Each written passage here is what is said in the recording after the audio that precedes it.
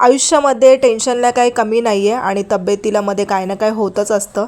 आत्ता मी आजारी पडले होते, सो लवकर बाप्पाने मला बरं केलं आणि त्याच्यात आज सकाळपासून शिंका चालू झालेल्या आहेत.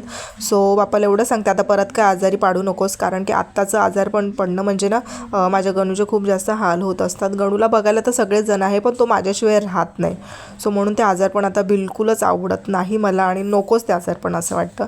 आणि पहिले कसं ना, काही सिंगल असताना आजारी पडले ना की मस्त चादर घेऊन अंगावरती असं झोपायचं. सो मला ना ती झोप तर मला आठवतच नाही आहे.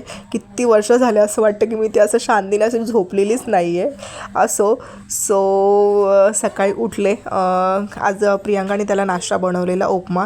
सो त्याला भरवला वगैरे, आंघोळ वगैरे घातली. दोनदा त्याला झोपवण्याचा प्रयत्न केला पण तो काही झोपला नाही. सो डुग्गू आलेला, डुग्गूसोबत पण तो खेळला आणि देन मग तिसऱ्या अटेम्प्टला फायनली तो झोपला. देन मग पटकन मी किचनमध्ये गेली, कारण की आमचा स्वयंपाक पण बनवायचा होता. प्रियांका फक्त आज सकाळी भाजी चपाती बनवून गेली होती, सो मला रस्सा आणि भातच बनवायचा होता.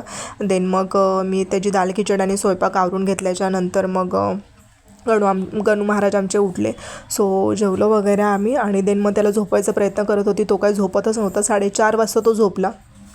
आता त्याला झोपायला 4:30 वाजले तर कधी मी झोपू, तरी पण मी एक 10-15 मिनटाची झोप काढली. प्रियांकाला पण आज काही झोप नव्हती. सो मम्मीला पण बघा इथे त्रास देत होता तो.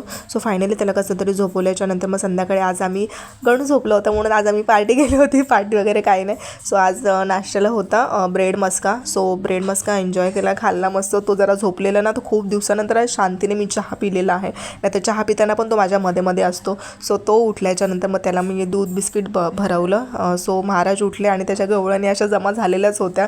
सो मग त्याला तयारी वगैरे केली आणि बाहेर दिला पटकन खेळायला, कारण की तो खेळायला गेल्याच्यानंतर मला घरची पटकन कामं असतात. सो मी इथे त्याला दाल आणि चपाती करून घेतली होती आणि खूप दिवसानंतर ना आज स्वामींच्या मठामध्ये गेली होती. सो खूप छान वाटलं. आणि अजून एक गाईज ही गोष्ट आहे, आज मम्मीने भांडी घासली होती संध्याकाळची.